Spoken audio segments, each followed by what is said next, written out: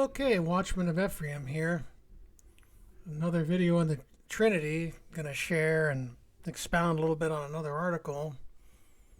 1Corinthians 10:4.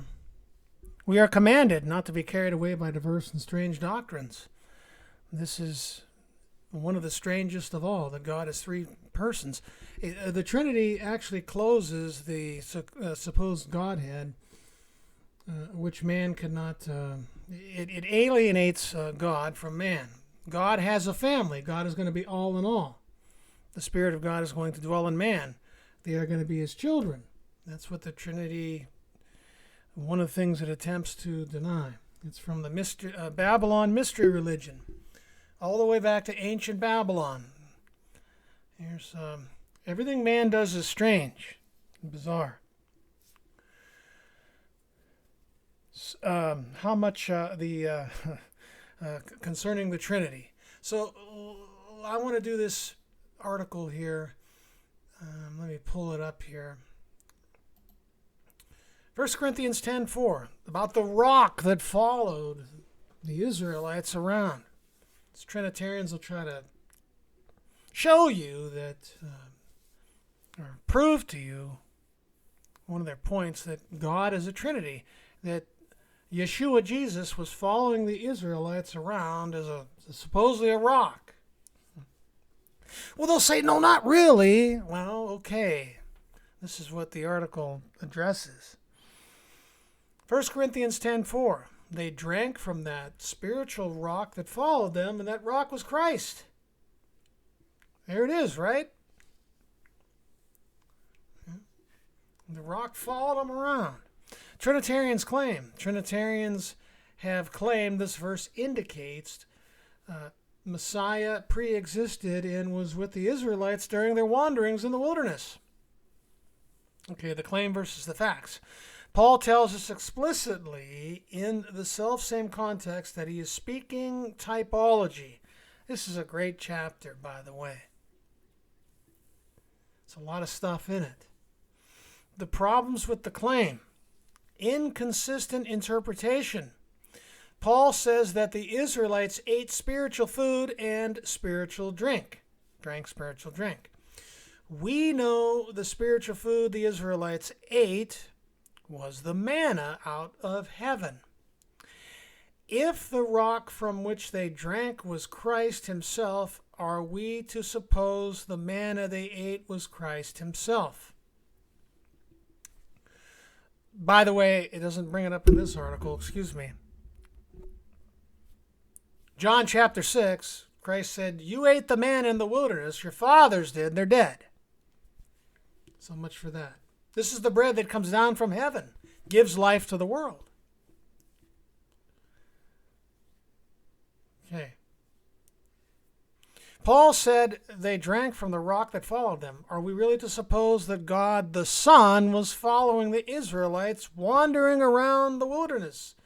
Shouldn't it be the other way around and Israel was following God the Son? So what I did, my part here, I'm going to get a sip of water.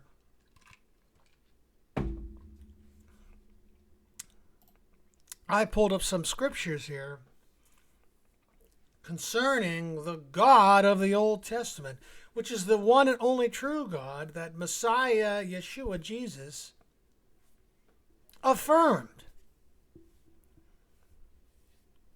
So I'm going to read a few scriptures here, then we'll go on with the article. Ezekiel 20:10. So I took them out of the land of Egypt and brought them into the wilderness.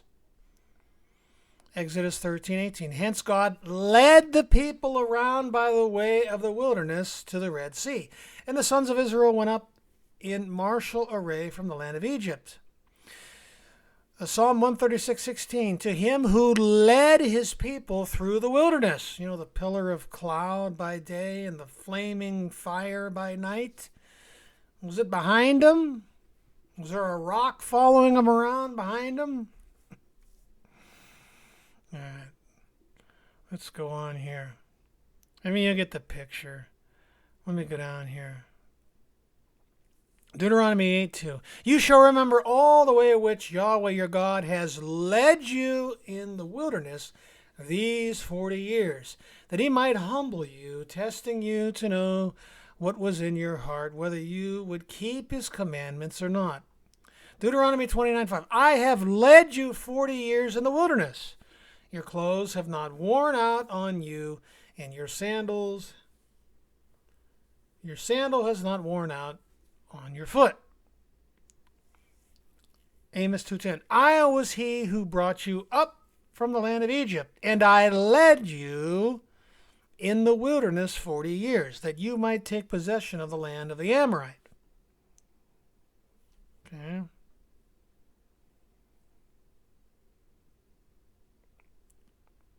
Here, Deuteronomy 1:31. And in the wilderness, where you saw how Yahweh your God carried you, just as a man carries his son. You get the picture. Okay. He led them. He didn't follow around behind them as a rock. All right, back to the article. Okay. Appeal to questionable manuscripts. Trinitarians often try to support this claim with an appeal to a highly questionable version of verse 9. We should not test Christ or tempt him, test Messiah, as some of them did and were killed by serpents. 1 Corinthians 10:9. However, the best manuscript evidence does not read Christ in the verse.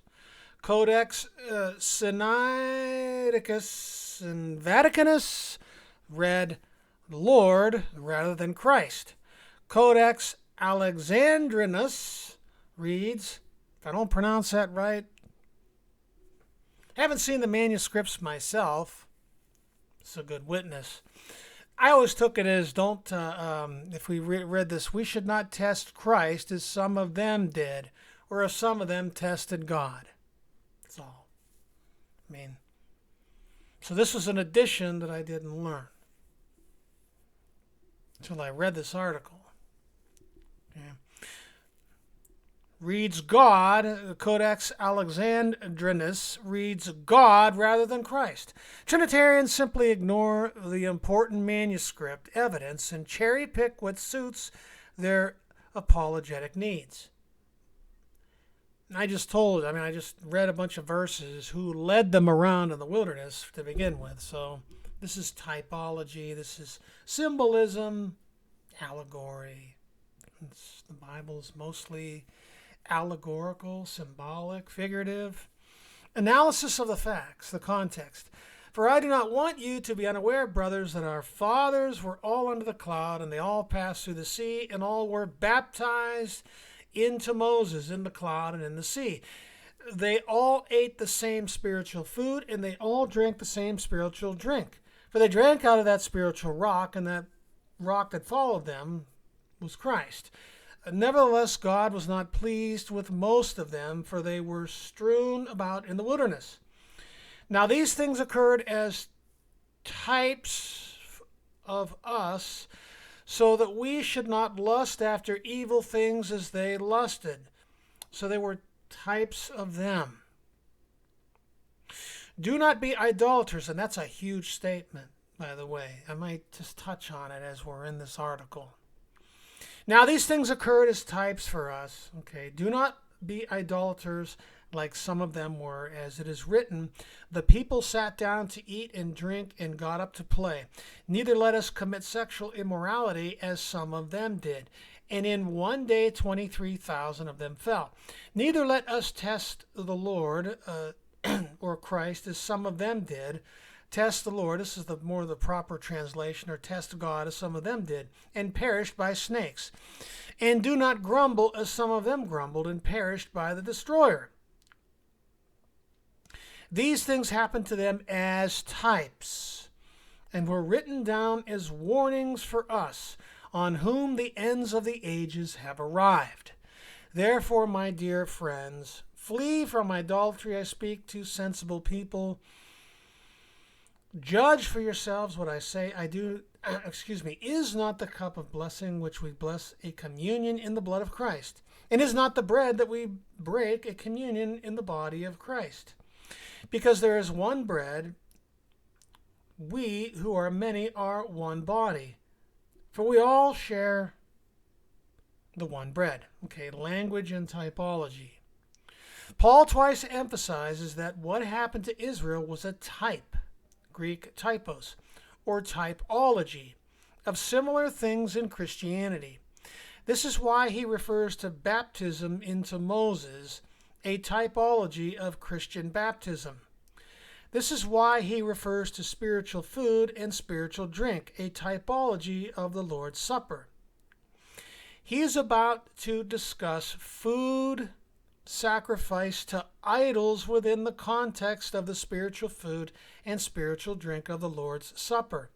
So this rock, the spiritual rock, and drinking of the rock and eating them, it's a type of the Lord's Supper. This is what Paul's talking about here. Paul emphasizes that the spiritual food and spiritual drink which the Israelites consumed was a typology of the food and drink which Christians share. The Israelites had spiritual food and spiritual drink, yet they committed idolatry and were judged for their transgression. Paul is explaining that they were a pattern or type of what will happen to us if we do the same, and that typology of Israel serves as a warning to us. Should be pretty simple with that explanation. When Paul says the rock was Christ, he is referring to the rock as a typology of Christ, in the same way he refers to the Exodus through the Red Sea as a baptism into Moses, a typology of Christian baptism. The Israelites were not literally baptized into Moses, nor did they drink from Christ. As he explains, the Lord's Supper is a communion in the body and blood of Christ. But Paul wants the Corinthians to understand that they are still subject to judgment. Just because they are blessed with the spiritual food and drink does not mean all is well if they commit idolatry as the Israelites did. It's all typology, my friends. Paul wasn't trying to witness that Yeshua, Jesus, Messiah, was following them around as a rock.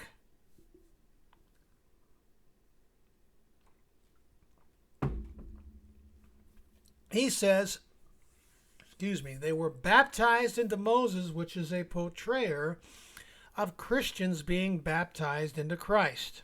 Now, that typology of Moses, of the Israelites being baptized into Moses, that's the world actually being baptized into Christ. That's a shadow. Israel is none other than the world in captivity in Egypt. What the world is now, I'm deviating a little bit. That can be easily proved. Orthodox Christianity believes, it's the church. That Israel is a type of the church that comes out and gets baptized and goes into the wilderness. No, Israel is a type of the world. When he gets them out, he begins to divide and separate them. The priests inside the tabernacle and the tribes outside. That's all a blueprint for the world and how Christ is going to save the world. I had to go off on that. Maybe I should start working on that video tonight. It's been in my mind for probably a year and a half. That's where Messiah got his instruction, his teaching from the Torah. Now I probably don't know where I'm at here. So when he says they were baptized into Moses, I'll come back. The Corinthian readers were expected to understand that Paul is portraying the Exodus as a typology pattern or picture of Christian baptism. That's the world being baptized and brought out of Egypt. I'm going to deviate off here. Where does Paul get this stuff at? 1 Corinthians 5:14, 15. For the love of Christ compels us, because we judged thus that if one died for all, then all died. And all died and he died for all. If one died, all died. When Moses went in there and the world went with him. The whole world was baptized unto Moses. And I'm digressing here. This is where he got that. That if one died for all, then all died. How did all die? He's talking about the whole world here. And he died for all, that those who live should live no longer for themselves. Now he gets into how Israel divides, and God divides and separates Israel. The first fruits, or Christ the first fruits. The first of the first fruits, those that are Christ that is coming. Then comes the end, the grape harvest. And I deviated off. Paul got all his doctrine from the Torah. I've been going over this one here about how we're in the I'm deviating off. How we're back in the garden. That's why we're not under the law. That's the priests, by the way. This is the first fruit priest age. Here's a model of the tabernacle of the temple. It's just a model of the Garden of Eden. And let me get back to the article. I don't think I might do that one tomorrow. Okay. Paul is using the language of typology. He is showing the Corinthians how Christianity is typologically similar to the story of the Israelites, their deliverance from Egypt, and the subsequent things which happened. So when he says they were baptized unto Moses, the Corinthian readers were expected to understand that Paul is portraying the Exodus as a typological pattern or picture of Christian baptism. Likewise, when he says that rock was Christ, he is using the language of typology. That rock from which they drank was a typological picture of the spiritual drink of Christianity in the Lord's Supper, which Paul is about to discuss. When he says they were baptized into Moses, Paul is showing how the Israelites in the past are typologically like us today when we are baptized into Christ. That's actually Israel, the first fruits, the first fruits, Moses, first fruits, and then the ingathering or the grape harvest, the wheat harvest, first the barley, then the wheat, then the grape harvest. Great stuff. So if he died for all. But when he says that rock was Christ, Paul is showing how we today in the spiritual drink of the Lord's Supper are like the Israelites of the past when they drank from the rock. It is quite clear that Paul is emphasizing typologies in this passage, and so he uses the language of typology. Israelites were not baptized into the man Moses. They were as a shadow for the law, having a shadow of the good things to come. However, using such language helps people understand how the pattern with ancient Israel and Christianity is the same. Although the Israelites were not really baptized into Moses, literally, Paul uses the terminology, well, they were, but it's a shadow. It's a shadow. Paul uses the terminology so that people make the typological connection between Israel of the old and present Christianity. When he says baptized into Moses, people are expected to think baptized into Christ. And he is doing the same thing when he says that rock was Christ. People are expected to think their spiritual drink is a pattern of Christianity's spiritual drink when they share in the blood of Christ. Also, see, go back to John chapter 6. He who eats my flesh and drinks my blood has aeonian life. And I will raise him up at the last day.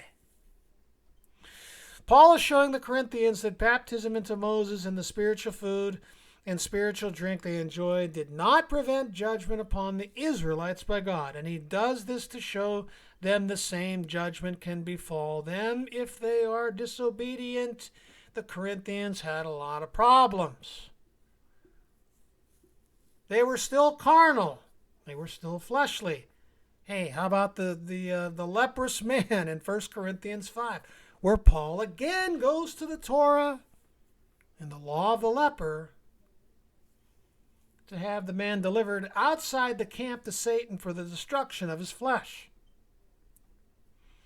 Understanding Paul here is a matter of basic reading comprehension. Conclusion. He is clearly drawing an analogy between ancient Israel and Christianity to show the Corinth Christians that are still subject to judgment for misconduct.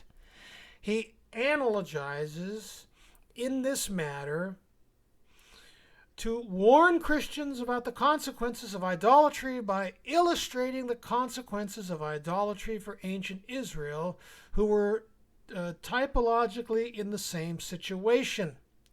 Paul immediately signals to them that he is speaking typologically when he says Israel was baptized into Moses. So it's a type of the world being baptized into Moses. This video I'm going to do here, it has to do with Romans, the beginning of Romans 6, where both the first fruit believers and Christ are planted together in baptism and raised together, just as Aaron and his sons were. This is where Paul got his doctrine. I'll clearly show it to you. And I'll show you the scripture in the beginning of Romans where I missed all the time. Shows you where he got the gospel, that the first fruits are not under the letter of the law. I'm really digressing here. Paul was truly a Torah guy, and he witnessed the righteousness of God apart from the Torah, being witnessed by the Torah and the prophets, for the first fruit priests who are dwelling in the heavenlies. So we are not to suppose that the rock was literally Christ following Israel around any more than we are to suppose that ancient Israel was literally baptized into Moses. These are all shadows and types. He is using the language of typology and analogy. Israel was analogically baptized into Moses as Christians were baptized into Christ. In the same way, Christ was analogically the rock from which they receive spiritual drink, just as we receive the spiritual drink from Christ in the Lord's Supper. Now these happened as typologies for us, so that we would not desire evil things as they did. Okay? There is one God. Paul was a monotheist. Yeshua was a monotheist. The Trinity doctrine didn't come till the time of Constantine. Okay, thank you for your time and thank you for listening.